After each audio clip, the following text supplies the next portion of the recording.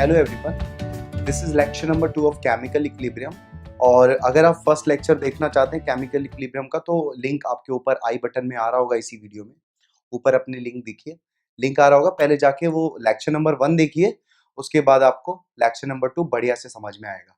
तो जिन्होंने lecture number 1 देख लिया है तो हम लोग आगे स्टार्ट करते हैं अब लेक्चर नंबर 2 में। देखिए, मैं वापस से कुछ रिकॉल कर देता हूँ आपको। मान लीजिए हमने एक रिएक्शन ली रिएक्टेंट से प्रोडक्ट के फॉर्म में, ठीक है।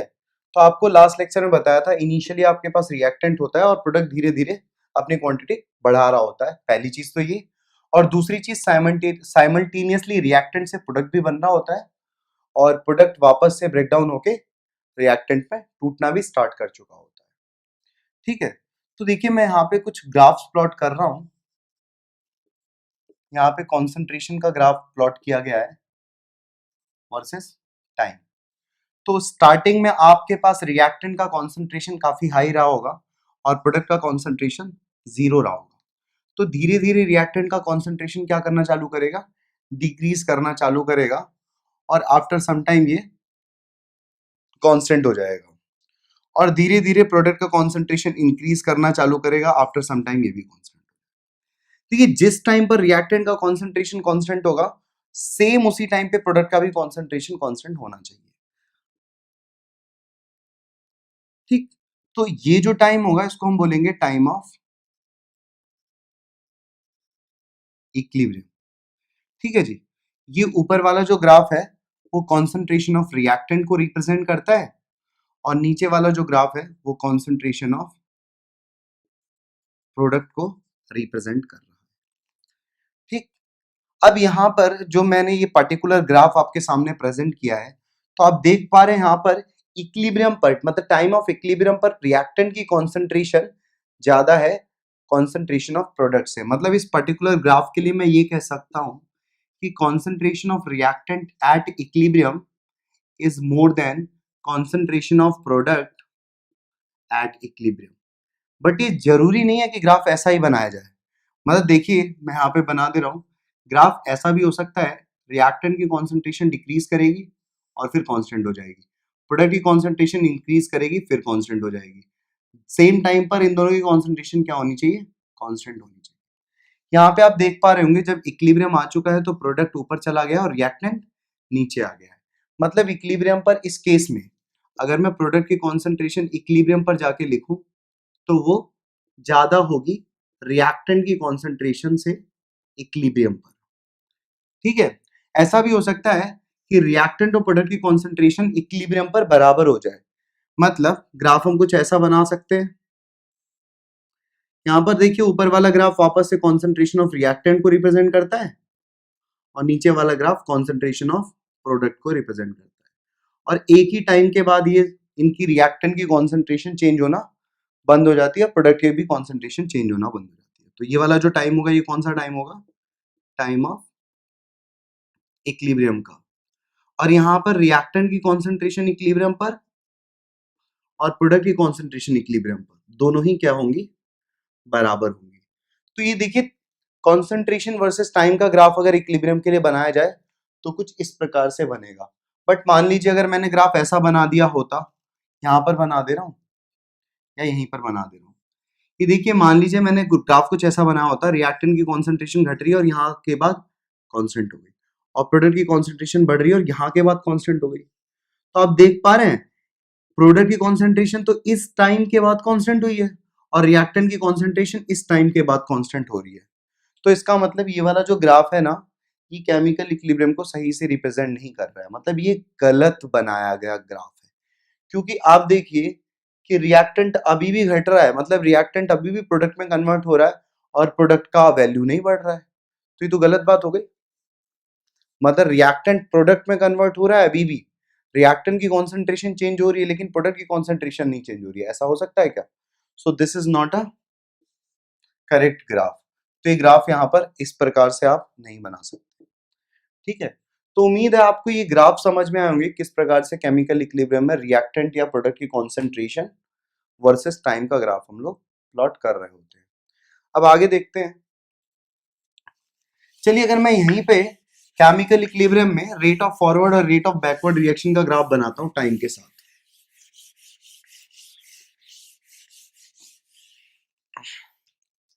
मैंने फिर से कुछ ग्राफ्स बनाए, अब की मैंने रेट वर्सेस टाइम का ग्राफ प्लॉट करने की कोशिश की। तो आप बताइए initially rate of forward reaction क्या होगा, ज्यादा होगा किससे, रेट ऑफ बैकवर्ड रिएक्शन से, क्योंकि रिएक्टेंट कन्वर्ट हो रहे होंगे प्रोडक्ट में बहुत तेजी से, और जैसे ही प्रोडक्ट बन जाएगा वो भी वापस से रिएक्टेंट में टूटना स्टार्ट कर देगा, लेकिन उसके टूटने का रेट क्या होगा, कम होगा। तो अब देखिए स्टार्टिंग में रेट ऑफ फॉरवर्ड रिएक्शन काफी ज्यादा होगी, मान लीजिए यहाँ पे थी, और रेट ऑफ बैकवर्ड रिएक्शन काफी कम थी, 0 से स्टार्ट हो रही थी। तो रेट ऑफ फॉरवर्ड रिएक्शन को मैं नीचे बना रहा हूं, ये धीरे धीरे इंक्रीज करेगी, और रेट ऑफ बैकवर्ड रिएक्शन धीरे धीरे डिक्रीज करेगी, और एक समय आ जाएगा दोनों क्या हो जाएगी, बराबर हो जाएगी, और उसके बाद ये बराबर पर ही हमेशा चलते रहेंगे। मतलब इसी टाइम पर क्या आ चुका होगा, इक्विलिब्रियम आ चुका होगा। यही टाइम क्या होगा, टाइम ऑफ इक्विलिब्रियम। यहाँ पर rate of forward reaction, sorry rate of backward reaction ऊपर रिप्रेजेंट, नहीं गलत है, रेट ऑफ फॉरवर्ड रिएक्शन ऊपर रिप्रेजेंट किया गया है और रेट ऑफ बैकवर्ड रिएक्शन नीचे रिप्रेजेंट किया गया है। तो इनिशियली मतलब शुरुआत में जब हम रिएक्शन करा रहे थे तो उस समय तो फॉरवर्ड रेट काफी ज्यादा रहा होगा, मतलब रिएक्टेंट से प्रोडक्ट बहुत तेजी से बन रहा था, फॉरवर्ड रेट ज्यादा था, बैकवर्ड रेट कम था। आफ्टर सम टाइम दोनों का रेट क्या हो जाएगा, बराबर, मतलब रेट ऑफ फॉरवर्ड रिएक्शन और रेट ऑफ बैकवर्ड रिएक्शन क्या हो चुके होंगे, इक्वल हो चुके होंगे, और वो क्या आ चुका होगा, टाइम ऑफ इक्विलिब्रियम। तो अगर मैं केमिकल इक्विलिब्रियम में रेट वर्सेस टाइम का ग्राफ प्लॉट करता हूं तो मुझे कुछ इस प्रकार से बनाना पड़ेगा।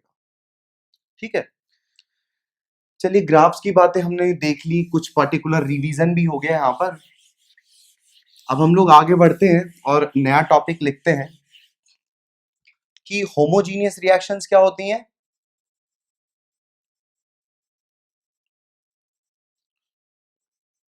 और हेट्रोजीनियस रिएक्शंस क्या होती हैं।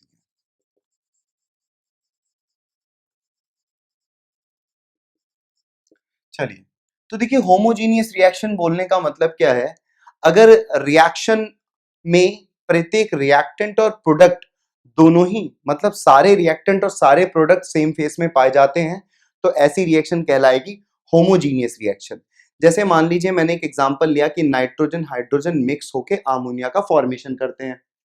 अब यहाँ पे नाइट्रोजन भी गैसीय स्टेट में है, हाइड्रोजन भी गैसीय स्टेट में है, और अमोनिया भी गैसीय स्टेट में है।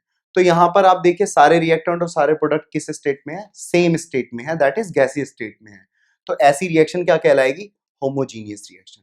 लेकिन मान लीजिए मैंने कैल्शियम ऑक्साइड और CO2 मिला के कैल्शियम कार्बोनेट का फॉर्मेशन कर दिया, तो यहाँ पे ये तो सॉलिड स्टेट में है, ये भी सॉलिड स्टेट में है, ये गैसीय स्टेट में है। तो यहां पर प्रत्येक रिएक्टेंट और प्रत्येक प्रोडक्ट सेम फेस में नहीं है, इसलिए रिएक्शन कहलाएगी हेट्रोजीनियस रिएक्शन। और इसके एग्जांपल देख लेते हैं हम। मान लीजिए आपके पास PCl5 है गैसेस फॉर्म में, आपने इसको हीट करके डिकम्पोज कर दिया, तो ये PCl5 किस में कन्वर्ट हो जाएगा, PCl3 और Cl2 गैस में कन्वर्ट हो जाएगा। तो यहाँ पर आप देखिए कि PCl5, PCl3 और Cl2 मतलब प्रत्येक रिएक्टेंट और प्रोडक्ट का जो फेस है, स्टेट है, वो सेम है, इसलिए ये रिएक्शन को भी हम किसके अंडर कैटेगराइज करेंगे, होमोजीनियस रिएक्शन के अंदर। यहाँ पर भी एक और एग्जांपल ले लेते हैं, जैसे मान लीजिए कार्बन और ऑक्सीजन मिला के आपने कार्बन डाइऑक्साइड गैस का फॉर्मेशन कर दिया। ठीक है, तो आप यहाँ पर देखिए कि एक कार्बन भी सॉलिड स्टेट में लिया गया है, कार्बन सॉलिड स्टेट में लिया गया है, और ऑक्सीजन और CO2 गैसियस फेस में है। तो यहाँ पर भी प्रत्येक रिएक्टेंट और प्रत्येक प्रोडक्ट का कॉमन फेस नहीं है, इसलिए रिएक्शन कैसे लिखी जाएगी, हेट्रोजीनियस रिएक्शन।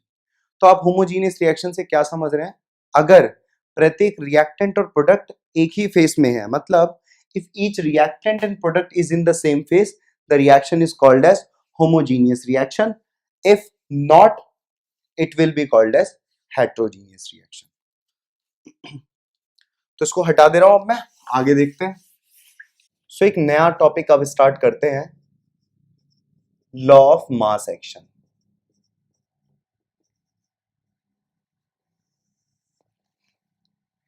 सबसे पहले एक रिएक्शन कंसीडर कर लेते हैं, नाइट्रोजन हाइड्रोजन मिलके अमोनिया का फॉर्मेशन कर रहे हैं, और इस रिएक्शन को हम बैलेंस कर लेते हैं, जो कि इस प्रकार से, ठीक है। अब देखिए T बराबर 0 पर मान लीजिए इनिशियली मतलब नाइट्रोजन की जो कॉन्सेंट्रेशन T बराबर 0 पर रही होगी, मैंने उसको C1 मान लिया, और हाइड्रोजन की भी कुछ कॉन्सेंट्रेशन रही होगी T बराबर 0 पर, उसको मैंने C2 मान लिया, ठीक है। अगर पूछा जाए आपसे कि अमोनिया की कितनी कॉन्सेंट्रेशन रही होगी T बराबर 0 पर, तो आप क्या बोलोगे? कुछ भी नहीं रही होगी, 0 कॉन्सेंट्रेशन रही होगी अमोनिया। तो इनिशियली आपके पास नाइट्रोजन है और हाइड्रोजन है, और वो रिएक्ट करके अमोनिया का फॉर्मेशन कर रहे होंगे।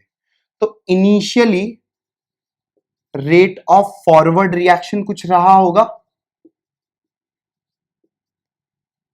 और rate of backward reaction initially 0 रहा होगा, मतलब T बराबर 0 पर, क्योंकि 0 टाइम पर तो अमोनिया है ही नहीं, तो अमोनिया कैसे नाइट्रोजन और हाइड्रोजन में ब्रेक हो सकता है? बात समझ गए?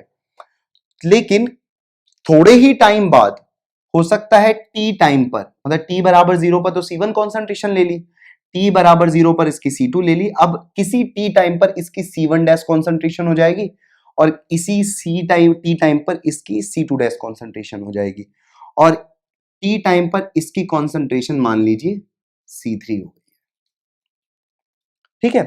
तो किसी T टाइम पर, तो इस T टाइम पर हम रेट ऑफ फॉरवर्ड रिएक्शन देखना चाहते हैं।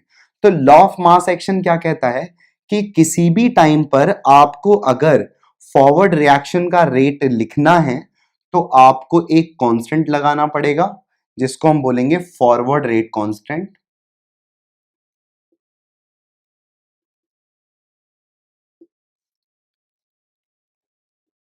ठीक है। और रिएक्टेंट की कॉन्सेंट्रेशन लिख देनी होगी, जितने भी रिएक्टेंट है उनकी कॉन्सेंट्रेशन मल्टीप्लाई कर देनी होगी। संग में जब आप कॉन्सेंट्रेशन लिख रहे होगे, तो उसी कॉन्सेंट्रेशन पर आपको पावर रखना पड़ेगा उसका स्टोइशियोमेट्रिक कोएफिशिएंट। मतलब नाइट्रोजन का स्टोइशियोमेट्रिक कोएफिशिएंट यहाँ पे 1 है, तो यहाँ पे आपको नाइट्रोजन की कॉन्सेंट्रेशन के ऊपर 1 पावर लगानी पड़ेगी, हाइड्रोजन की कॉन्सेंट्रेशन के ऊपर आपको 3 पावर लगाना पड़ेगा। तो ये तो हो जाएगा रेट ऑफ फॉरवर्ड रिएक्शन, ठीक है। और किसी टी टाइम पर अगर आप रेट ऑफ बैकवर्ड रिएक्शन लिखना चाहते हो, अच्छा मान लो मैंने टी टाइम पर ये रेट ऑफ फॉरवर्ड रिएक्शन लिखा है, तो ये भी टी टाइम पर ही इसकी कॉन्सेंट्रेशन हम लेंगे, और इसकी भी कॉन्सेंट्रेशन हम टी टाइम पर लेंगे, एट टाइम बराबर टी, ठीक है, एट टाइम बराबर टी। तो बैकवर्ड रिएक्शन का रेट हम देख रहे हैं टी टाइम पर, तो आपको यहां पर एक केबी, जिसको हम बोलेंगे backward rate constant, backward rate constant. और यहां पर टी टाइम पर जब आप बैकवर्ड रिएक्शन का रेट लिखेंगे, तो आपको यहां पे प्रोडक्ट की कॉन्सेंट्रेशन लिखनी पड़ेगी। तो प्रोडक्ट की कॉन्सेंट्रेशन कितनी है? Concentration of ammonia T time पर, और इसका स्टोइशियोमेट्रिक कोएफिशिएंट कितना है? 2। अगर मान लीजिए कोई और भी प्रोडक्ट होता, तो मैं यहां पे मल्टीप्लाई कर देता और उसकी कॉन्सेंट्रेशन और उसका स्टोइशियोमेट्रिक कोएफिशिएंट लिख देता यहां पर, ठीक है। तो यही है लॉ ऑफ मास एक्शन, ये बताता है, लॉ ऑफ मास एक्शन क्या बताता है कि आप रेट ऑफ फॉरवर्ड रिएक्शन कैसे लिखेंगे और रेट ऑफ बैकवर्ड रिएक्शन कैसे लिखेंगे। तो आई होप ये चीज आपको समझ में आई होगी कि लॉ ऑफ मास एक्शन कैसे बताता है। चलिए हम कुछ और एग्जांपल्स देख लेते हैं यहां पर इसी चीज को समझने के लिए।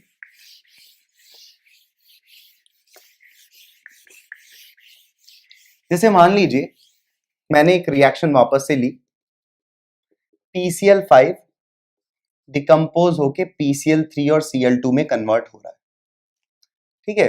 मुझे रेट ऑफ फॉरवर्ड रिएक्शन लिखना है, RF मतलब रेट ऑफ फॉरवर्ड रिएक्शन। तो मैं क्या करूंगा, पहले KF लिख लूंगा, ठीक है। और जब मुझे फॉरवर्ड रेट लिखना होगा, तो मुझे रिएक्टेंट की कॉन्सेंट्रेशन लिखनी पड़ेगी, तो PCl5। अच्छा, जब भी आप लॉ ऑफ मास एक्शन से रेट लिखना चाहते हैं, तो सबसे पहले आपको देखना होगा कि आप जिस रिएक्शन पर ये चीज लगा रहे हैं, वो रिएक्शन बैलेंस है कि नहीं।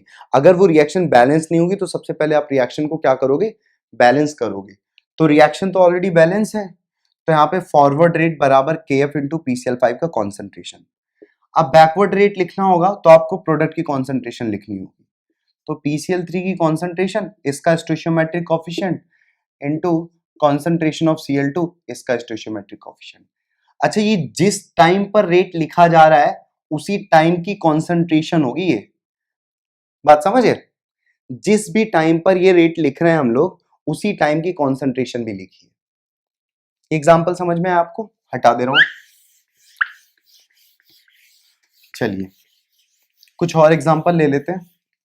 जैसे मान लीजिए थर्ड एग्जाम्पल में मैंने N2O4 से NO2 का फॉर्मेशन करा दिया, ठीक है। अब देखिए ये रिएक्शन बैलेंस तो नहीं है, तो इसके ऊपर अगर मैं मान लो रेट ऑफ फॉरवर्ड रिएक्शन कुछ इस प्रकार से लिखता, कॉन्सेंट्रेशन ऑफ N2O4, ठीक है, और रेट ऑफ बैकवर्ड रिएक्शन ऐसे लिख देता, कॉन्सेंट्रेशन ऑफ NO2, तो गलत हो जाता। क्यों? क्योंकि ये रिएक्शन बैलेंस रिएक्शन नहीं है। तो सबसे पहले मुझे क्या करना पड़ेगा, इसे बैलेंस करना पड़ेगा। तो मैंने यहाँ पे 2 लगा दिया, अभी रिएक्शन क्या हो चुकी है, बैलेंस हो चुकी है। तो देखिए बैकवर्ड रेट फॉरवर्ड रेट तो सही है अभी भी, क्योंकि जब भी आप इसको बैलेंस करोगे तो यहाँ का स्टोइचियोमेट्रिक कोएफिशिएंट तो 1 ही रहने वाला है। अब बैकवर्ड रेट में यहाँ पे क्या आ जाएगा, स्क्वायर आ जाएगा, ठीक है।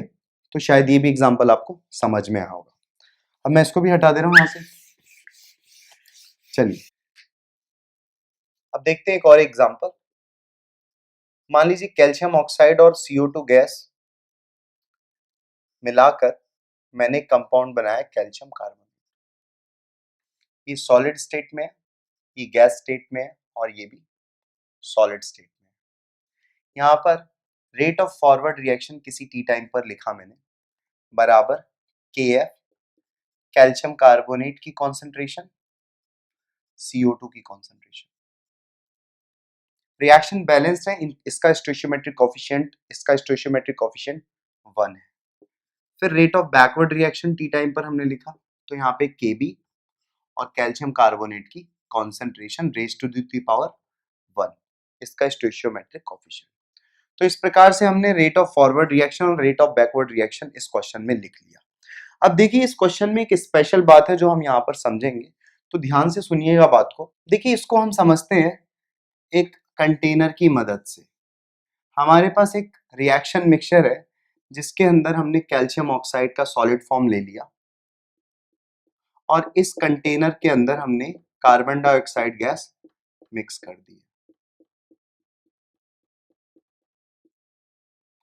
After some time calcium oxide carbon dioxide react करेंगे और धीरे धीरे यही सॉलिड कैल्शियम ऑक्साइड का कैल्शियम कार्बोनेट में कन्वर्ट होने लगेगा, ठीक है। तो अब देखिए धीरे धीरे कैल्शियम ऑक्साइड होगा उसका अमाउंट डिक्रीज होने लगेगा, CO2 का अमाउंट डिक्रीज होने लगेगा, कैल्शियम कार्बोनेट का अमाउंट इंक्रीज करने लगेगा। ये तो हम लोग जानते ही हैं। अब मान लीजिए किसी टी टाइम पर मुझे कॉन्सेंट्रेशन लिखनी होगी कैल्शियम ऑक्साइड की, किसी टी टाइम पर CO2 की कॉन्सेंट्रेशन लिखते हैं और किसी टी टाइम पर कैल्शियम कार्बोनेट की कॉन्सेंट्रेशन लिखते हैं। बात समझ गया? तो कैल्शियम ऑक्साइड की जब आप कॉन्सेंट्रेशन लिखोगे तो moles of calcium oxide upon volume of calcium oxide, moles of CO2 upon volume of CO2, यहाँ पे भी moles of calcium carbonate upon volume of calcium carbonate लिखेंगे। अब आपको एक चीज पता होनी चाहिए कि किसी भी गैस के केस में गैस का वॉल्यूम और कंटेनर का वॉल्यूम बराबर माना जाता है। तो यहाँ पे जो वॉल्यूम ऑफ CO2 है यही क्या होगा, वॉल्यूम ऑफ कंटेनर।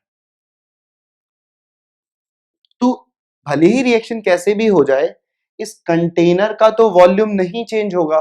तो अगर इस कंटेनर का वॉल्यूम चेंज नहीं होने वाला तो ये वाली क्वांटिटी तो कांस्टेंट हो गई कॉन्सेंट्रेशन ऑफ CO2 में, लेकिन मोल्स ऑफ CO2 तो टाइम के साथ डिक्रीज होंगे क्योंकि CO2 कैल्शियम ऑक्साइड CO2 के number of molecules calcium oxide के साथ रिएक्ट करके कैल्शियम कार्बोनेट का फॉर्मेशन कर रहे हैं। तो यहां पर कार्बन डाइऑक्साइड की जो कॉन्सेंट्रेशन होगी वो तो डिक्रीज होगी, ये तो चलिए समझ में आता है, ठीक है। अब देखिए कैल्शियम ऑक्साइड की कॉन्सेंट्रेशन के साथ क्या होगा वो बात करते हैं। क्योंकि ये सॉलिड फॉर्म में है तो सॉलिड फॉर्म में वॉल्यूम तो हम वॉल्यूम ऑफ कंटेनर के बराबर नहीं लेंगे। जो उसका वॉल्यूम होगा उसी वॉल्यूम की बात की जा रही है। अब जैसे मान लीजिए कैल्शियम ऑक्साइड इतना बड़ा है, कैल्शियम ऑक्साइड, इसका आधा, इसके आधे मॉलिक्यूल्स खत्म हो गए, मतलब अब इसका आधा पोर्शन बचा हुआ है। तो आप ये समझिए कि जब ये आधा खत्म हो जाएगा तो इसका वॉल्यूम भी तो आधा हो जाएगा। मतलब अभी भी अगर मैं मोल अपॉन वॉल्यूम रेशियो की बात करूं तो इसके मोल घट रहे हैं, उसी प्रपोर्शन में इसका वॉल्यूम भी डिक्रीज हो रहा है। तो इसका मतलब क्या हुआ, चाहे कुछ भी हो जाए, कैल्शियम ऑक्साइड की कॉन्सेंट्रेशन चेंज नहीं होगी ड्यूरिंग द रिएक्शन। इसकी कॉन्सेंट्रेशन चेंज नहीं होगी, इसके नंबर ऑफ मॉलिक्यूल चेंज होंगे, इसका वॉल्यूम चेंज होगा, सब कुछ होगा, लेकिन कैल्शियम ऑक्साइड की कॉन्सेंट्रेशन चेंज नहीं होने वाली। ठीक, अब हम बात करते हैं कैल्शियम कार्बोनेट की। तो यहां पे देखिए कैल्शियम कार्बोनेट के नंबर ऑफ मोल्स तो बढ़ रहे होंगे, और क्योंकि कैल्शियम कार्बोनेट के नंबर ऑफ मोल्स बढ़ रहे होंगे तो ये जो कैल्शियम कार्बोनेट बन रहा होगा तो उसका वॉल्यूम भी उसी प्रोपोर्शन में बढ़ रहा होगा, क्योंकि वापस से सॉलिड फॉर्म में। तो जितने जितने मल्टीपल के साथ कैल्शियम कार्बोनेट के मोल्स बढ़े होंगे उसी प्रपोर्शन में कैल्शियम कार्बोनेट का वॉल्यूम भी राइज किया होगा, और अल्टीमेटली कैल्शियम कार्बोनेट की कॉन्सेंट्रेशन भी चेंज नहीं हो रही होगी। इसका मतलब क्या हुआ कि आपने जो rate of forward reaction T time पर लिखा है इसमें ये वाली क्वांटिटी तो चेंज होगी, लेकिन ये वाली क्वांटिटी जो कैल्शियम ऑक्साइड की कॉन्सेंट्रेशन है ये कांस्टेंट रहने वाली है। इसका मतलब ये तो कांस्टेंट था ही, अब ये भी कांस्टेंट हो गया है। इसका मतलब rate of forward reaction T time पर जो वेरी करेगा वो सिर्फ कार्बन डाइऑक्साइड की कॉन्सेंट्रेशन चेंज होने के लिए वेरी करेगा। इसका मतलब इन दोनों को मैं एक साथ लेके एक नया कांस्टेंट बना देता हूं और इसको बोल देता हूं के एफ डैश। ठीक है, यहां पर देखिए बैकवर्ड रिएक्शन टी टाइम पर ये भी चेंज नहीं होने वाला, मतलब इसकी कॉन्सेंट्रेशन भी चेंज नहीं होने वाली। ठीक है, इसकी कॉन्सेंट्रेशन भी ड्यूरिंग द रिएक्शन क्या रहेगी, कांस्टेंट रहेगी, क्योंकि जितने अमाउंट ऑफ मोल्स बढ़ेंगे उसी प्रोपोर्शन में इसका वॉल्यूम भी बढ़ेगा। तो ये भी कांस्टेंट रहने वाला है और ये भी कांस्टेंट रहने वाला है, तो इसको एक मैं नया कांस्टेंट नाम दे देता हूं के बी डैश। ठीक है, देखिए इतना समझ में आया आपको। तो अब मैं इसको मिटा के कुछ और बातें यहां पर करता हूं, ध्यान देंगे।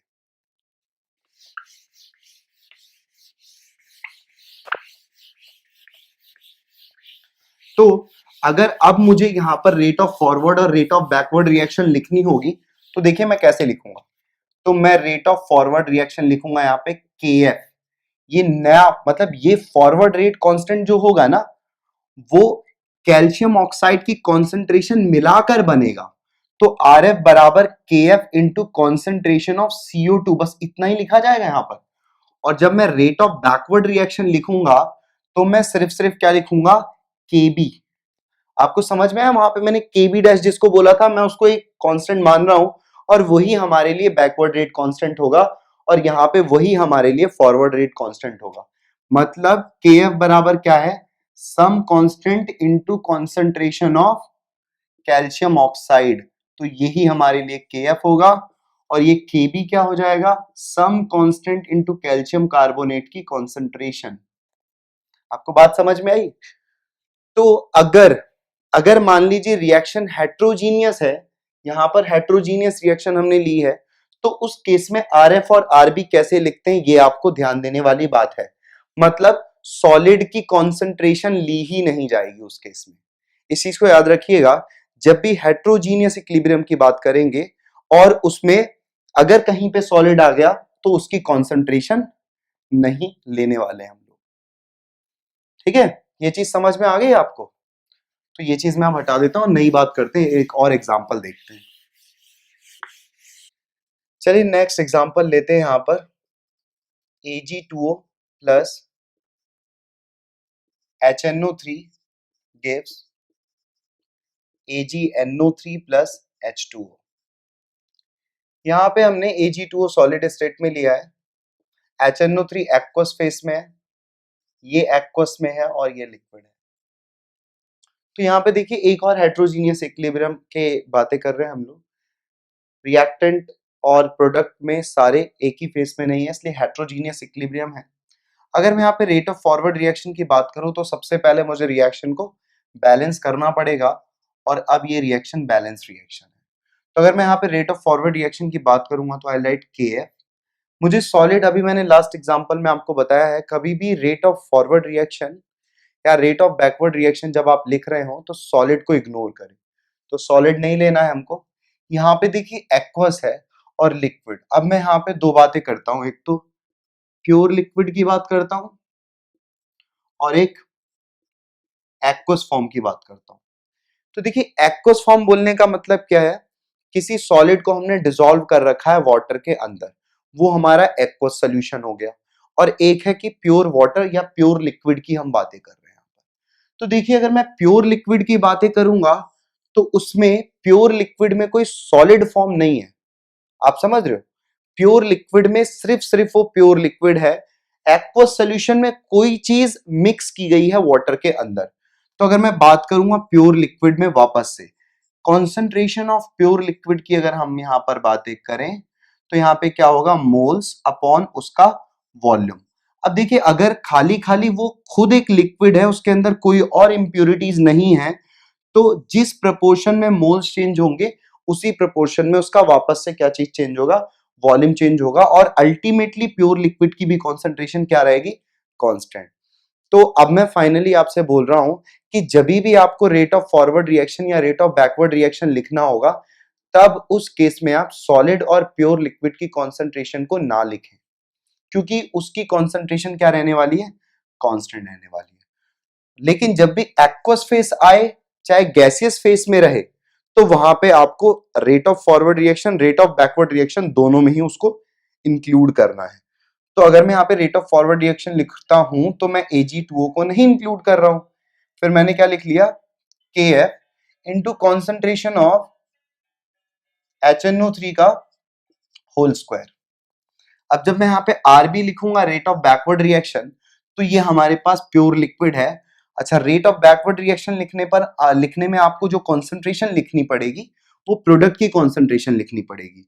तो यहाँ पे KB into concentration of AgNO3 का होल स्क्वायर इंटू वाटर का कॉन्सेंट्रेशन नहीं लिया जाएगा, तो ये हमारा रेट ऑफ फॉरवर्ड रिएक्शन, ये रेट ऑफ बैकवर्ड रिएक्शन होगा इस केस के अंदर। तो मैं इसको हटा देता हूं, कुछ और एग्जांपल्स की बातें करते हैं।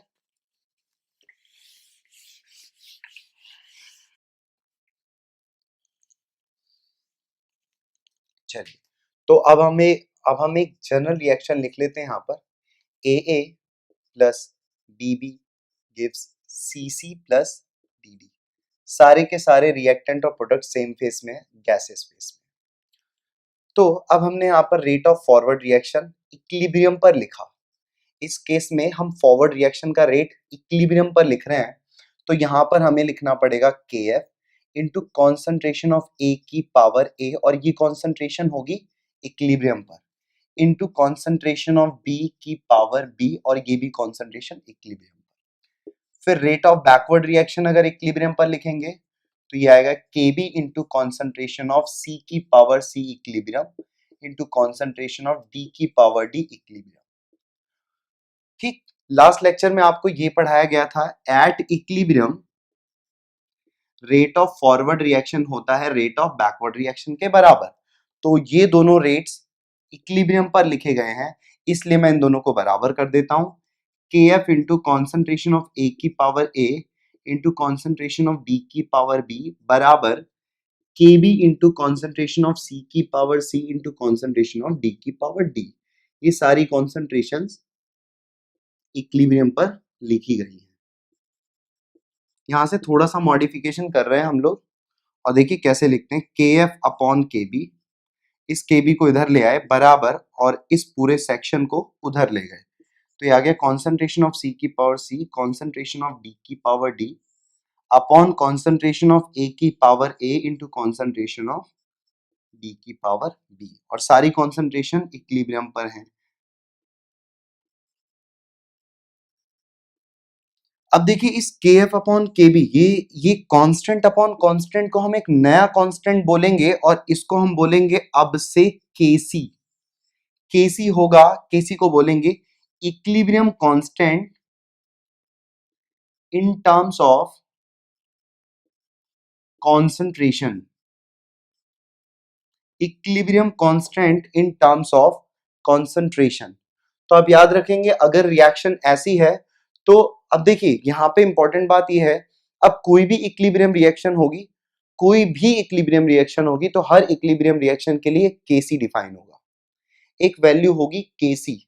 वो केसी इस रिएक्शन के लिए क्या होगा, केसी देखिए कैसे लिखेंगे, आपको केसी कैसे लिखना होगा इस रिएक्शन के लिए, प्रोडक्ट की कॉन्सेंट्रेशन आपको देखनी है, तो प्रोडक्ट कौन कौन है सी और डी, तो उसकी कॉन्सेंट्रेशन और रेज्ड टू दी पावर उसी का स्टोइचियोमेट्रिक कोएफिशिएंट इनटू प्रोडक्ट कर देंगे अगर एक से ज्यादा प्रोडक्ट है आपके पास, जैसे यहां पर दो प्रोडक्ट हैं तो आप इसकी concentration raised to the power इसका coefficient into multiply concentration of other product मतलब डी उसी का स्टोइचियोमेट्रिक कोएफिशिएंट की पावर रेज करेंगे आप अपॉन, अब आपको बाद में मतलब डिनोमिनेटर में रिएक्टेंट की कॉन्सेंट्रेशन लिखनी है, तो कॉन्सेंट्रेशन ऑफ ए की power A into concentration of B की पावर बी, तो ये आ जाएगा इस रिएक्शन के लिए केसी। बात समझ गए? चलिए अब आप थोड़ा ध्यान दीजिए यहां पे, इस चीज को मैं हटा देता हूं अभी। अगर मान लीजिए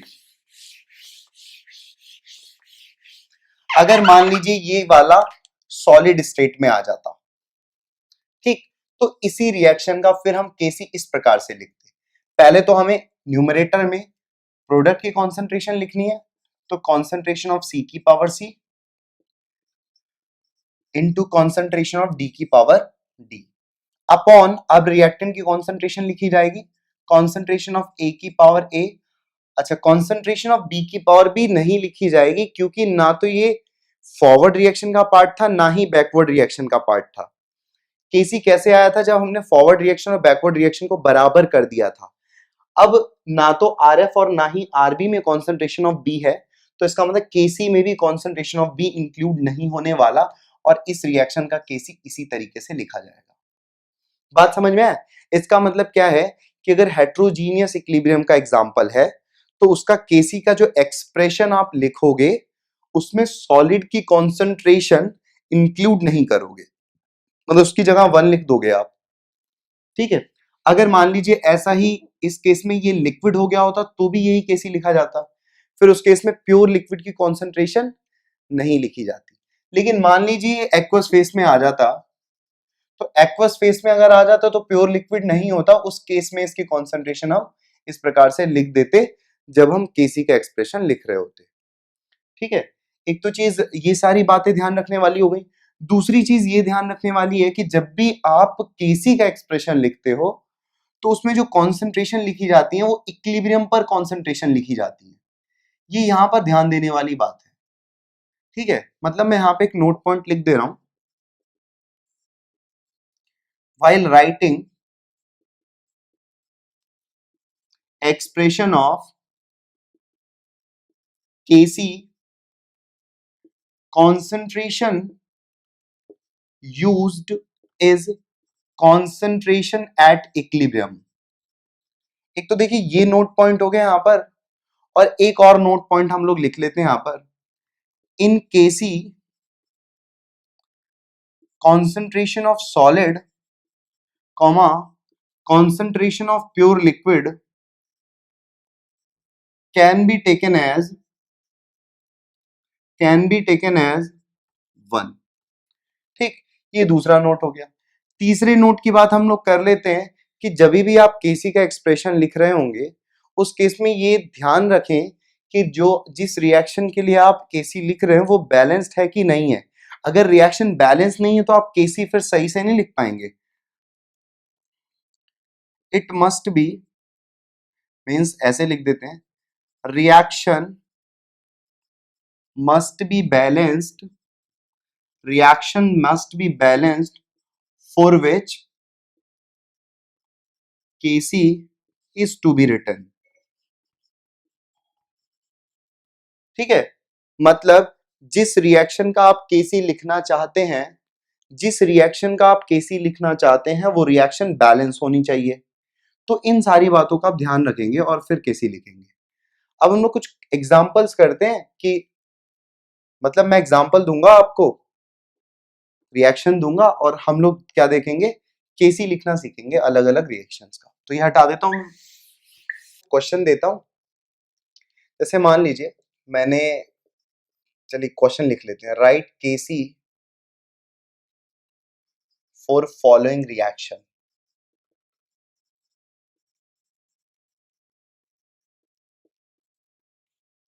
first, nitrogen hydrogen reacts forms ammonia. ठीक है, गैस गैस गैस। तो अब देखिए अगर मुझे इस रिएक्शन के लिए केसी लिखना है और अगर मैंने ऐसे लिख दिया कॉन्सेंट्रेशन ऑफ अमोनिया मतलब प्रोडक्ट की कॉन्सेंट्रेशन अपॉन रिएक्टेंट की कॉन्सेंट्रेशन, तो अब ये केसी गलत हो गया क्योंकि पहले मैंने देखा ही नहीं कि ये रिएक्शन बैलेंस है।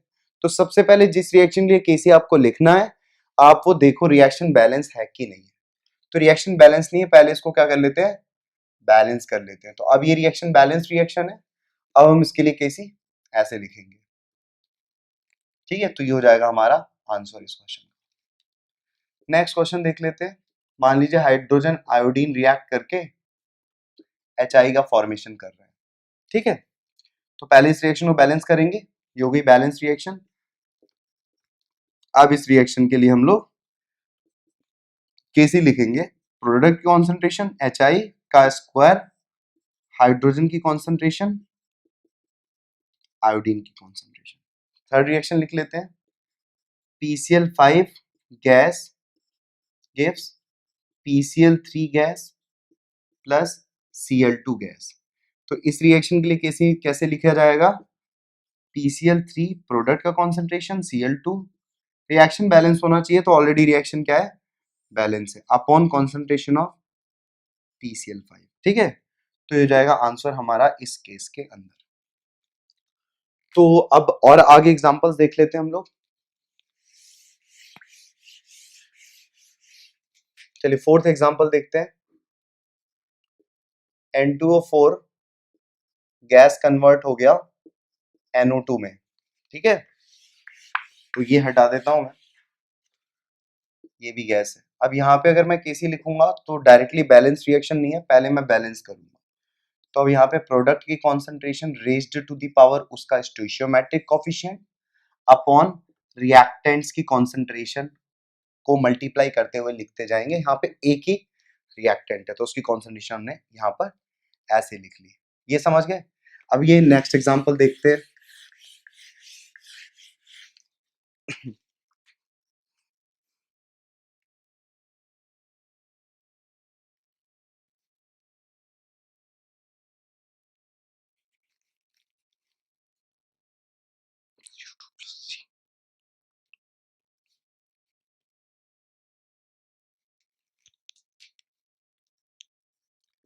CO2 plus C gives CO। जैसे मान लीजिए ये क्वेश्चन आ गया, ठीक है। अब तो ये सॉलिड फॉर्म में, ये गैस फॉर्म में और ये गैस फॉर्म में, तो पहले तो बैलेंस रिएक्शन नहीं है तो पहले तो हम बैलेंस कर लेंगे। तो इसको बैलेंस कर लेते हैं।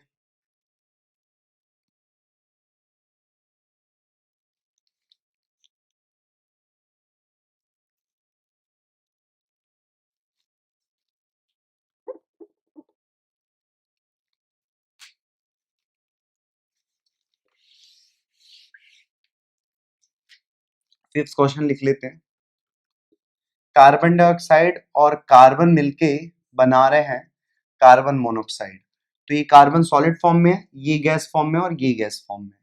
तो पहले तो ये रिएक्शन बैलेंस नहीं है तो पहले इस रिएक्शन को बैलेंस कर लेंगे। तो यहाँ पे हमने रिएक्शन कर ली बैलेंस, अब हो गई हमारी बैलेंस रिएक्शन।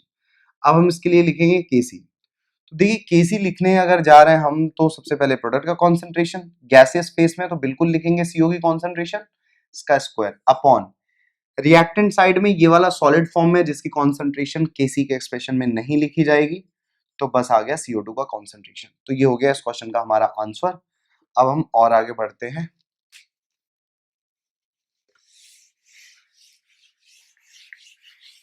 चलिए अब एक रिएक्शन ले लेते हैं इस्टरिफिकेशन का, मतलब हमने ले लिया एसिटिक एसिड, एल्कोहल को रिएक्ट कराया और बना दिया ईस्टर प्लस वाटर।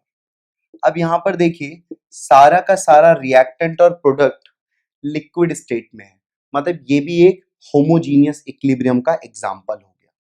अब यहां पर अगर मुझे यहां पर देखिए केसी लिखना होगा तो आपके दिमाग में ऐसा नहीं चलना चाहिए कि यहाँ पे तो ये वाटर है और वाटर की कॉन्सेंट्रेशन तो हम केसी के एक्सप्रेशन में नहीं लिखते हैं। मैंने ऐसा कभी नहीं बोला कि वाटर की कॉन्सेंट्रेशन आप नहीं लिखते हैं, मैंने ये बोला है कि प्योर लिक्विड की कॉन्सेंट्रेशन आप किसी के एक्सप्रेशन में नहीं लिखते हैं। यहाँ पे देखिए ये लिक्विड और ये लिक्विड मिक्स्ड है, मतलब ये एक सॉल्यूशन बना रहे हैं। तो जब आप वाटर की कॉन्सेंट्रेशन यहाँ इस एग्जांपल में लिखेंगे तो आपको लिखना पड़ेगा moles of water upon moles of water upon volume of the solution, और सॉल्यूशन के अंदर ये ये ये सब कुछ मौजूद है। तो हो सकता है मोल्स ऑफ वाटर चेंज हो जाए और उसी प्रपोर्शन में वाटर का वॉल्यूम भी चेंज होगा, लेकिन उस प्रपोर्शन में इन सब का वॉल्यूम चेंज नहीं होगा। तो इसका कहने का मतलब है कि सॉल्यूशन का वॉल्यूम उस प्रपोर्शन में चेंज नहीं होगा जिस प्रपोर्शन में पानी के मोल्स चेंज होंगे। इसका मतलब टाइम टू टाइम इसकी कॉन्सेंट्रेशन वैरी करेगी। ऐसा ही सबके साथ होगा, सबकी कॉन्सेंट्रेशन वैरी करेगी और यहां पर केसी के एक्सप्रेशन में सब कुछ आएंगे, मतलब ये भी आएगा तो CH3 COO C2H5 ईस्टर की कॉन्सेंट्रेशन, कॉन्सेंट्रेशन ऑफ वाटर। ये देखिए एक बैलेंस्ड केमिकल रिएक्शन है और मैं अब इसके लिए केसी लिख रहा हूं।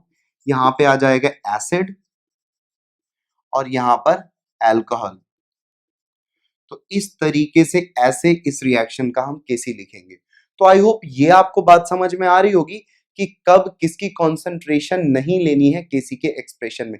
देखिए जिसकी कॉन्सेंट्रेशन टाइम के साथ चेंज नहीं होगी उसकी कॉन्सेंट्रेशन आपको नहीं लेनी है, और जिसकी कॉन्सेंट्रेशन टाइम के साथ चेंज होगी उसकी कॉन्सेंट्रेशन आपको इंक्लूड करनी होगी केसी के एक्सप्रेशन में।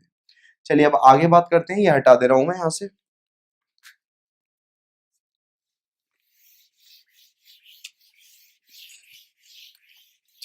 यहाँ पे देखिए अब हम एक इंपॉर्टेंट नोट पॉइंट लिख रहे हैं। जो अभी तक आप केसी फाइंड आउट कर रहे थे उसके लिए ये इंपॉर्टेंट नोट पॉइंट है। KC depends only on temperature of the reaction,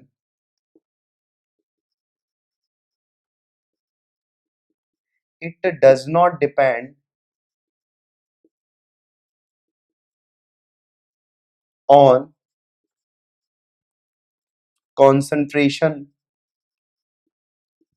pressure, density etcetera. मतलब देखिए सीधी सीधी बात यह है कि जो इक्विलिब्रियम कांस्टेंट लिखा था हमने वो सिर्फ टेम्परेचर पर डिपेंड करेगा, बाकी किसी कंडीशन पर डिपेंड नहीं करने वाला।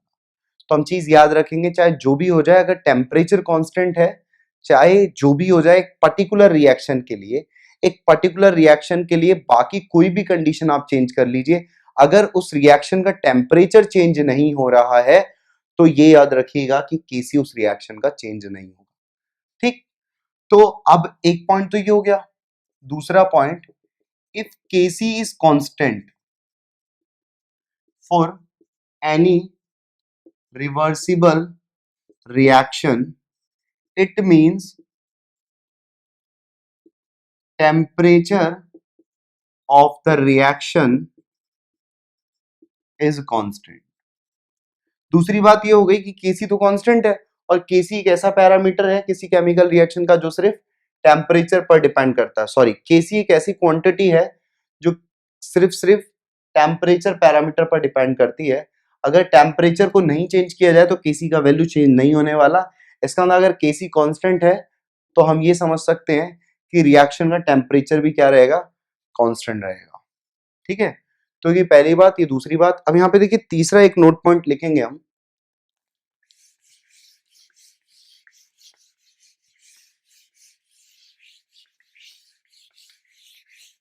वो तीसरा नोट पॉइंट क्या है, if there is gaseous reactant or product in equilibrium reaction. मान लीजिए आप जो इक्विलिब्रियम डिस्कस कर रहे हैं उसमें गैसियस रिएक्टेंट या गैसियस प्रोडक्ट हैं, ठीक। तो किसी भी गैस के लिए पहले तो आप ये जानिए पीवी बराबर एनआरटी इक्वेशन हम वैलिड करा सकते हैं। वॉल्यूम, ये वी क्या है, वॉल्यूम ऑफ कंटेनर, क्योंकि हम गैस का वॉल्यूम क्या ले लेते हैं, वॉल्यूम ऑफ कंटेनर। ये पी क्या है, pressure of gas, N number of moles, R constant है, gas constant, and T temperature. देखिए सेकंड वाले पॉइंट पे हमने बोला कि किसी भी इक्विलिब्रियम रिएक्शन में अगर केसी कांस्टेंट है तो टेम्परेचर को कांस्टेंट रखना पड़ेगा। अब मैं क्या कह रहा हूं, इफ केसी बराबर कांस्टेंट, मतलब केसी को हम नहीं चेंज कर रहे हैं, तो इसका मतलब ये है कि टेम्परेचर भी हमें क्या लेना पड़ेगा, कांस्टेंट लेना पड़ेगा। और वॉल्यूम ऑफ, क्योंकि जो भी हम इक्विलिब्रियम रिएक्शन कराते हैं वो क्लोज्ड कंटेनर में कराते हैं, तो यहां से वॉल्यूम ऑफ कंटेनर भी क्या हो जाएगी, कांस्टेंट हो जाएगी। तो पहला तो टेम्परेचर कांस्टेंट हो गया, दूसरा V जो है वो भी कांस्टेंट हो जाएगा। तो ये कांस्टेंट हो गया, ये कांस्टेंट हो गया, ये ऑलरेडी कांस्टेंट है। तो pressure is directly proportional to number of moles, मतलब गैस का जो प्रेशर होगा वो उसके नंबर ऑफ मोल्स के डायरेक्टली प्रोपोर्शनल होगा। बातें आपको समझ में आ रही है? और क्योंकि वॉल्यूम नहीं चेंज हो रहा, तो इसलिए मैं कह सकता हूं कि pressure of gas is directly proportional to concentration of gas.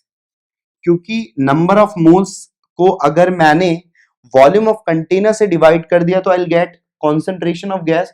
तो यहां से आपको एक चीज याद रखनी पड़ेगी, if there is gaseous reactant और product in equilibrium reaction, then, मतलब अब देखिए यहां से यहां पे कंटिन्यू कर रहा हूं मैं, देन उस गैसियस रिएक्टेंट या गैसियस प्रोडक्ट का जो प्रेशर होगा वो directly proportional to number of moles होगा या directly proportional to concentration of gas होगा। मतलब कहने का मतलब क्या है, if number of moles become half, मान लीजिए नंबर ऑफ मोल्स आधे हो गए, तो इसका मतलब क्या होगा, pressure of gas is also half. बात समझ में आई? तो याद रखने वाली बात यह है कि अगर नंबर ऑफ मोल्स जिस प्रपोर्शन में डिक्रीज या इंक्रीज होंगे उसी प्रपोर्शन में उस गैस का प्रेशर भी इंक्रीज या डिक्रीज होगा, जिसे हम पार्शियल प्रेशर ऑफ गैस भी बोलते हैं। ओके, तो मैं यहां से ये चीज अब हटा देता हूं।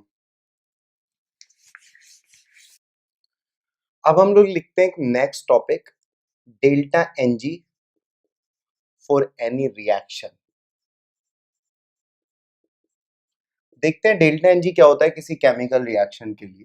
देखिए मैं एक एग्जांपल ले लेता हूं, नाइट्रोजन हाइड्रोजन से अमोनिया का फॉर्मेशन, एक बैलेंस्ड केमिकल रिएक्शन, ठीक है। सबसे पहले मैंने लिखा जितने भी रिएक्टेंट है, सबसे पहले हमें क्या देखना होगा, रिएक्टेंट्स देखना होगा which are in gaseous phase, ठीक। तो यहाँ पे नाइट्रोजन और हाइड्रोजन दो रिएक्टेंट हैं, दोनों ही गैसियस फेज में। उसके बाद मुझे क्या देखना पड़ेगा, जितने भी रिएक्टेंट गैसियस फेज में होंगे उनका जो भी स्टोइचियोमेट्रिक कोएफिशिएंट होगा उसका सम कर लूंगा। तो यहाँ पे मुझे इनका सम क्या मिल गया, 4, ठीक है। और जितने भी प्रोडक्ट होंगे, वापस से सभी प्रोडक्ट, जो भी प्रोडक्ट की बात हो रही है वो गैसियस फेज में होनी चाहिए। तो यहाँ पे गैसियस फेज में एक ही प्रोडक्ट है, मतलब सिंगल प्रोडक्ट ही है, और उसका स्टोइचियोमेट्रिक कोएफिशिएंट कितना है, 2। तो प्रोडक्ट वाले स्टोइचियोमेट्रिक कोएफिशिएंट के सम से रिएक्टेंट वाला घटा देंगे तो विल गेट द वैल्यू -2। यही होगा डेल्टा एनजी। मतलब डेल्टा एनजी लिखने का मतलब क्या है, sum of stoichiometric coefficient of product, all product, जितने भी प्रोडक्ट हैं in gaseous phase, minus sum of stoichiometric coefficient of all reactant in gaseous phase. उन्हीं रिएक्टेंट और प्रोडक्ट की बात की जा रही है जो गैसियस फेज में होंगे, ठीक है। तो ये हो जाएगा डेल्टा एनजी का फॉर्मूला किसी भी केमिकल रिएक्शन के लिए। ध्यान रखेंगे कि सब कुछ प्रोडक्ट या रिएक्टेंट वो गैसियस फेस में ही होने चाहिए। अगर वो किसी और स्टेट में है तो हम उनको कंसीडर नहीं करेंगे। जैसे मान लीजिए मैं एक एग्जांपल ले लेता हूँ, कैल्शियम ऑक्साइड और CO2 मिलकर कैल्शियम कार्बोनेट का फॉर्मेशन करेंगे। ये सॉलिड स्टेट में, ये सॉलिड स्टेट में है, और सॉरी ये गैसियस स्टेट में, ये सॉलिड स्टेट में है। तो अगर मुझे यहाँ पे डेल्टा एनजी लिखना होगा तो मैं कैसे लिखूंगा? पहले प्रोडक्ट देख लूं, लेकिन प्रोडक्ट तो यहाँ पे गैसियस स्टेट में है ही नहीं, तो उसके लिए मैं 0 लिख दूंगा। माइनस, फिर मैंने रिएक्टेंट देखे, तो रिएक्टेंट मेरे पास एक ये है, एक ये है। तो इसके लिए तो मैं डेल्टा एनजी, मतलब इसके लिए इसको तो मैं कंसीडर ही नहीं करूंगा, क्योंकि मुझे तो खाली गैसेस वाले देखने हैं। तो खाली यहाँ पे गैसेस है, तो इसको 0 बोल दिया। माइनस, और इसका स्टोइचियोमेट्रिक कोएफिशिएंट कितना है? 1, तो इसका डेल्टा एनजी कितना हो जाएगा? -1। ये बात समझ में आई आपको? चलिए कुछ और एग्जांपल देख लेते हैं यहाँ पर, फिर शायद आपको बेटर समझ में आ जाएगा। तो ये मैं हटा दे रहा हूँ अभी यहाँ से।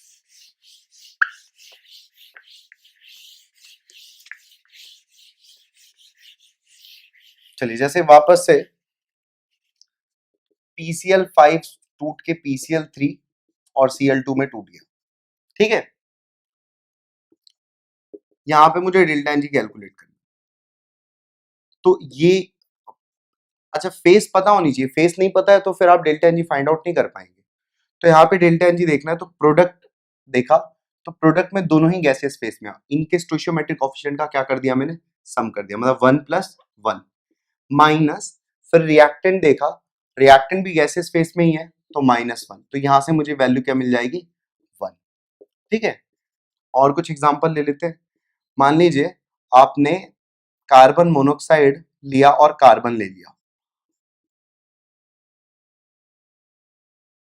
सॉरी कार्बन मोनोऑक्साइड लिया और ऑक्सीजन ले लिया, ठीक है। और यहां से कार्बन डाइऑक्साइड बनाया इस तरीके से, और इसको पहले बैलेंस कर लेते हैं। ये कुछ बैलेंस्ड केमिकल रिएक्शन है ना। ये सॉरी ये गैसेस स्टेट में है, ये गैसेस स्टेट में है, और ये भी गैसेस स्टेट में है। इसको नहीं लेना है।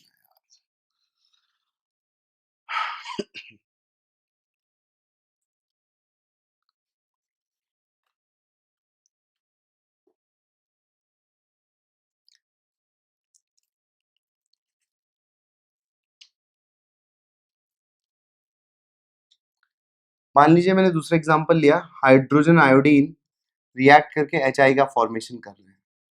तो रिएक्शन कर दी हमने बैलेंस। डेल्टा एनजी जब हम कैलकुलेट करने जाएंगे तो प्रोडक्ट देखेंगे गैसेस फेस वाले, तो 2 - 1 + 1, तो यहाँ पे डेल्टा एनजी कितना आ जाएगा? 0 आ जाएगा। तो इस तरीके से आप डेल्टा एनजी का वैल्यू निकालेंगे, ठीक है। तो मैं अब ये हटा देता हूं।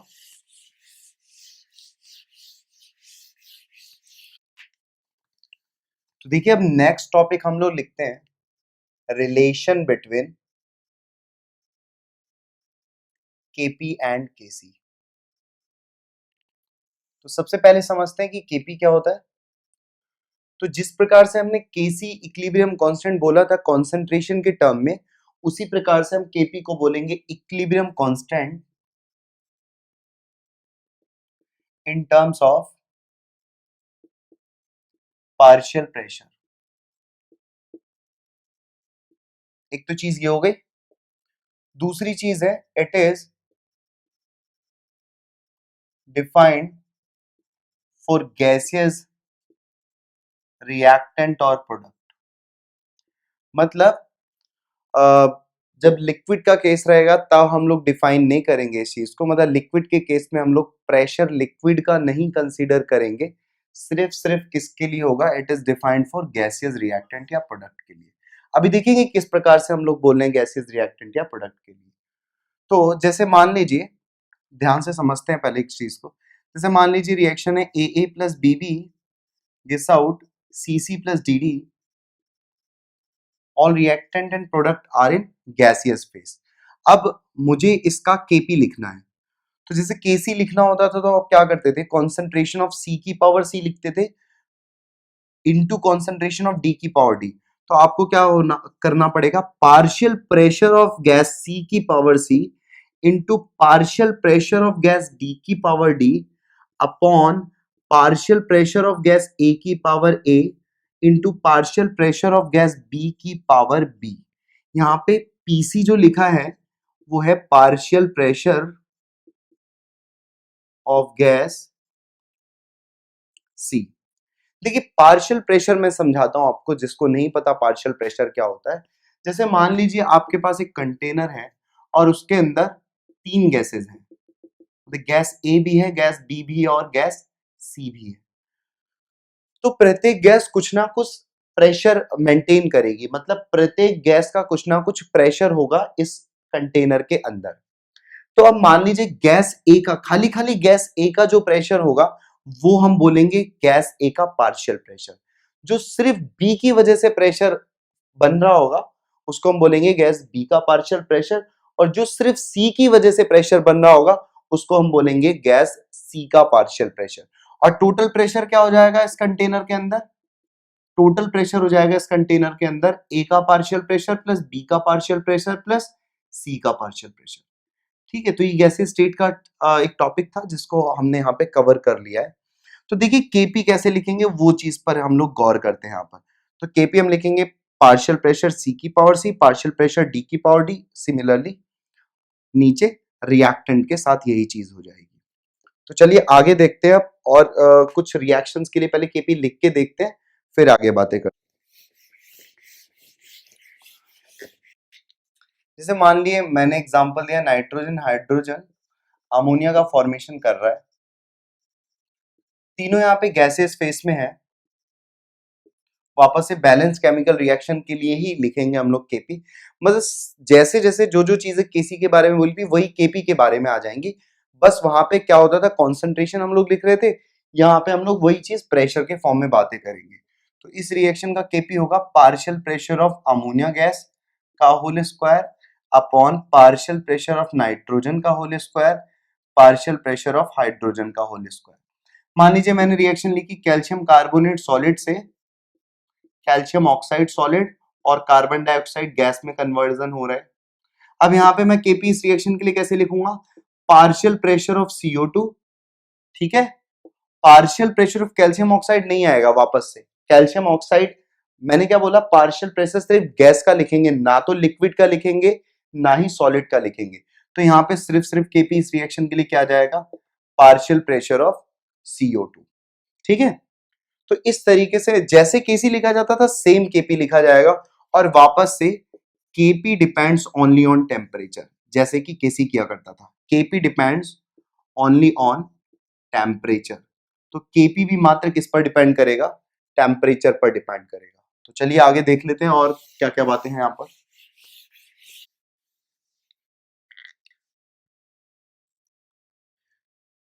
तो चलिए अब हम लोग देख लेते हैं कि केपी और केसी में रिलेशन कैसे फाइंड आउट करेंगे। तो यहाँ पे हमने जनरल रिएक्शन कंसीडर कर ली है, और सबसे पहले हम इस रिएक्शन का केपी लिख लेते हैं, ठीक है। तो केपी क्या आएगा? पार्शियल प्रेशर ऑफ सी की power C partial pressure of D की power D upon partial pressure of A की power A partial pressure of B की पावर बी। तो ये केपी हो गया। अब मैंने थोड़ी देर पहले आपको बताया था, क्योंकि हम लोग जो भी रिएक्शन पढ़ रहे हैं वो कांस्टेंट टेम्परेचर पर ही कराई जा रही हैं, क्योंकि केसी और केपी को हम लोग क्या रखने वाले हैं यहाँ पर? कांस्टेंट रखने वाले हैं। तो इस केस में जो गैस का प्रेशर होता है वो पार्शियली प्रोपोर्शनल होता है, डायरेक्टली प्रोपोर्शनल होता है गैस के मोल के, और डायरेक्टली प्रोपोर्शनल होता है कॉन्सेंट्रेशन ऑफ गैस के। तो partial pressure of gas is directly proportional to its mole and directly proportional to its concentration. तो अब यहाँ पे पार्शियल प्रेशर ऑफ सी की जगह मैं कॉन्सेंट्रेशन ऑफ सी भी रख सकता हूं की पावर सी, है ना। लेकिन यहाँ पे अंतर क्या है, ये होता है। अब लेकिन देखिए यहाँ पर बात क्या है कि P gas into volume of gas is equals to number of moles of gas into R into temperature, ठीक है। तो यहाँ पे हम लोग जो गैस का प्रेशर लिख रहे होंगे वो क्या लिखेंगे? Number of moles of gas into R T upon volume of gas. अभी देखिए number of moles upon volume of gas क्या हो जाएगा? Concentration of gas. तो यहाँ पे concentration of gas into RT लिख देंगे हम लोग, किसको? पार्शियल प्रेशर ऑफ गैस को। तो पार्शियल प्रेशर ऑफ गैस किसके बराबर होगा? Concentration of gas into RT. तो यहाँ पे हम लोग पार्शियल प्रेशर ऑफ सी की जगह लिख दे रहे हैं concentration of C into RT की power C, into partial pressure of D gas के लिए हम लोग लिखेंगे concentration of D into RT की power D, upon concentration of A into RT की power A, concentration of B into RT की power B. इसको थोड़ा सा सिंप्लीफाई कर लेते हैं और कॉन्सेंट्रेशन वाले टर्म्स एक साथ रखते हैं, तो ये आ जाएगा कॉन्सेंट्रेशन ऑफ सी की power C, concentration of D की power D, upon concentration of A की power A, concentration of B की पावर बी। अब यहाँ पे देखिए आर टी की पावर सी, आर टी की पावर डी, तो यहाँ पे हम बोलेंगे आर टी की पावर सी प्लस डी, तो ऊपर आ जाएगा, और नीचे देखिए आर टी की पावर ए, आर टी की पावर बी, क्योंकि बेस सेम है तो पावर ऐड हो जाएगी, तो नीचे आ जाएगा आर टी की पावर ए प्लस बी। तो इसको थोड़ा सा और फर्दर सिंप्लीफाई करेंगे तो ये जो एक्सप्रेशन दिख रहा है आपको, ये तो केसी होगा। इस रिएक्शन के लिए आप केसी क्या लिखोगे? कॉन्सेंट्रेशन ऑफ सी की power C, concentration of D की power D, upon concentration of A की power A, concentration of B की पावर बी। तो ये देखिए ये चीज तो केसी हो गई, तो इसको हमने लिखा केसी इनटू आर टी की पावर, क्योंकि बेस सेम है और डिवाइड हो रहा है तो पावर्स सब्ट्रैक्ट हो जाएंगी, तो यहाँ पे C plus D minus of A plus B, तो इतना लिख दूंगा यहाँ पे। तो ये देखिए क्या आ गया, अभी हमें फाइनली जो मिल रहा है KP is equals to KC into R T की पावर, थोड़ी देर पहले आपको ये चीज पढ़ाई गई है, यही डेल्टा एनजी है। तो ये आ गया हमारा रिलेशन बिटवीन केपी एंड केसी। तो हमने यहाँ पे देख लिया केपी और केसी में कैसे रिलेशन एस्टेब्लिश किया जाता है, तो आप इस रिलेशन को अच्छे से हमेशा याद रखें, मतलब केपी बराबर केसी इंटू आर टी की पावर डेल्टा एनजी। तो ये रिलेशन बहुत इंपॉर्टेंट है, कैसे आया ये सब चीजें भी ध्यान रखेंगे यहाँ पर, ठीक है। तो अब मैं इसको हटा देता हूँ यहाँ से और हम लोग आगे देखते हैं कि केपी केसी के, ठीक है। तो आपको ये पढ़ा दिया गया है कि किसी भी रिएक्शन के लिए केपी क्या होगा, केसी इंटू आर टी की पावर डेल्टा एन जी, ठीक है। तो देखिए यहां से मैं 3 पॉइंट आपको यहाँ पे बता रहा हूं।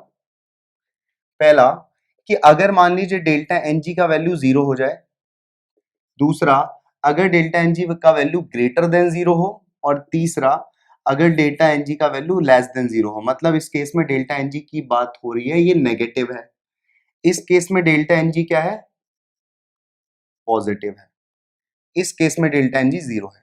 तो अगर डेल्टा एन जी कभी 0 हुआ तो उस केस में केपी और केसी क्या होगा, बराबर। तो उस केस में आपको चिंता करने की जरूरत नहीं है अगर डेल्टा एन जी 0 होगा, क्योंकि उस केस में केपी और केसी की दोनों की वैल्यू क्या आने वाली है, बराबर। लेकिन मान लीजिए अगर delta N G greater than 0 होगा, तो इस चीज को आप याद रखिएगा, केपी बड़ा होगा किससे, केसी से। और अगर delta N G less than 0 होगा तो रख के देख लेंगे, केसी बड़ा आएगा केपी से। इनके एक एग्जांपल्स देख लेते हैं। जैसे यहाँ पर मैंने एक एग्जांपल ले लिया, हाइड्रोजन आयोडीन मिलके हाइड्रोजन आयोडाइड का फॉर्मेशन कर रहे हैं। तो आप बताओ यहाँ पे डेल्टा एन जी का वैल्यू कितना है, बैलेंस कर दिया 0। तो इस केस में केपी और केसी का वैल्यू क्या निकल के आएगा, बराबर निकल के आएगा। अब हम लोग ऐसी रिएक्शन ले लेते हैं जहां पे delta N G greater than 0 होगा। जैसे PCl5 डिकम्पोज हो गया PCl3 और Cl2 में, तो यहाँ पे अगर मैं डेल्टा एन जी का वैल्यू कैलकुलेट करूंगा तो ये सब गैस फेस में है, तो 2 माइनस 1 1 आ गया। तो यहाँ पे अगर मैं बात करूंगा इस पर्टिकुलर रिएक्शन के लिए, तो केपी का वैल्यू ज्यादा होगा किससे, केसी से। तीसरा एग्जांपल ले लेते हैं, नाइट्रोजन हाइड्रोजन मिलके अमोनिया का फॉर्मेशन करेंगे, रिएक्शन को बैलेंस कर लेते हैं। तो यहाँ पे मैं डेल्टा एन जी कैलकुलेट करूंगा, 2 माइनस 1 प्लस 3 4 माइनस 2 आ गया। तो इस रिएक्शन में डेल्टा एन जी नेगेटिव है, तो यहाँ पर क्या होगा कि केसी बड़ा हो जाएगा केपी से, ठीक है। तो यहाँ पे तीनों केसेस आप ध्यान रखेंगे कि डेल्टा एन जी 0 होगा तो केपी केसी बराबर होगा, ग्रेटर देन 0 होगा तो केपी बड़ा हो जाएगा, और डेल्टा एन जी अगर लेस देन 0 होगा तो केसी बड़ा हो जाएगा, ठीक है। तो इसको हटा देते हैं हम और आगे बढ़ते हैं।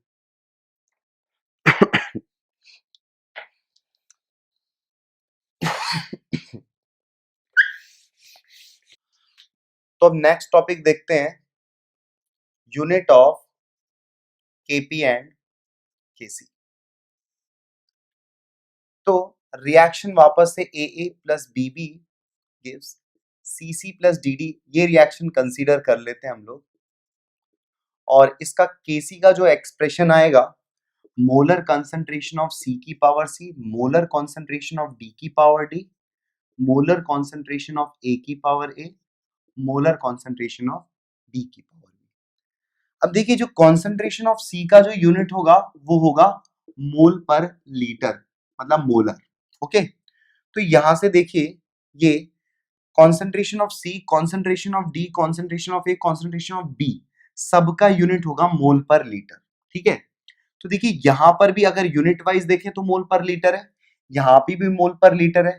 तो अगर मान लीजिए मैंने इसी एक्सप्रेशन में सिर्फ कॉन्सेंट्रेशंस की यूनिट रख दी तो मुझे केसी की यूनिट मिल जाएगी, मतलब मोल पर लीटर दोनों ही केस में है। तो यहां पे बेस सेम तो पावर ऐड हो जाएगा, अपॉन डिनोमिनेटर की बात करूं तो मोल पर लीटर दोनों में है तो फिर से पावर ऐड हो जाएगा। और क्योंकि बेस सेम है दोनों के केस में और डिवाइड हो रहा है, तो यहाँ पे जो वैल्यू मिलेगी मुझे मोल पर लीटर की power C plus D minus of A plus B, और ये value we know that it is delta NG। तो यहाँ पे जो यूनिट केसी की निकल के आई है वो क्या आई है, मोल पर लीटर की पावर डेल्टा NG। तो ये है यूनिट ऑफ केसी। ठीक है, ये केसी की यूनिट है। अब मान लीजिए इसी रिएक्शन के लिए मैं केपी लिखता हूं, तो केपी क्या आ जाएगा, पार्शियल प्रेशर ऑफ सी की power C, partial pressure of D की power D, upon partial pressure of A की power A, partial pressure of B की पावर बी। अब देखिए पार्शियल प्रेशर का जो यूनिट मैं यूज करूंगा वो एटीएम यूज कर लेता हूं। तो यहां पे वापस से सिमिलरली एटीएम की power C plus D upon ATM की पावर ए प्लस बी, तो वो भी वापस से क्या बन जाने वाला है, तो यूनिट ऑफ केपीबी क्या आएगा, एटीएम की पावर डेल्टा एनजी। तो इस तरीके से आप यहां पे यूनिट ऑफ केपी और केसी समझ सकते हैं। तो ये सारी बातें भी आप याद रखेंगे। ठीक है, तो यहां तक हमने देखी क्या क्या बातें कर ली, केपी केसी के बारे में खूब सारी बातें कर ली, केसी कैसे लिखते हैं, केपी कैसे लिखते हैं, क्या क्या सावधानियां बरतते हैं, कुछ सब बहुत सारे नोट पॉइंट्स लिखे। तो आई होप कि अभी तक जितना भी मैंने आपको पढ़ाया है आपको पूरा समझ में आया होगा। आई सजेस्ट कि आप इन्हीं चीजों को बार बार रिवाइज करते रहेंगे और कुछ क्वेश्चंस लगाएंगे तो आपको बेहतर समझ में आएगा। नेक्स्ट लेक्चर में हम लोग इन्हीं पर जो हमने लेक्चर नंबर 2 में पढ़ा है उसी पर हम लोग क्वेश्चंस लगाएंगे और फर्दर एक्सप्लोर करेंगे नई नई चीजों को।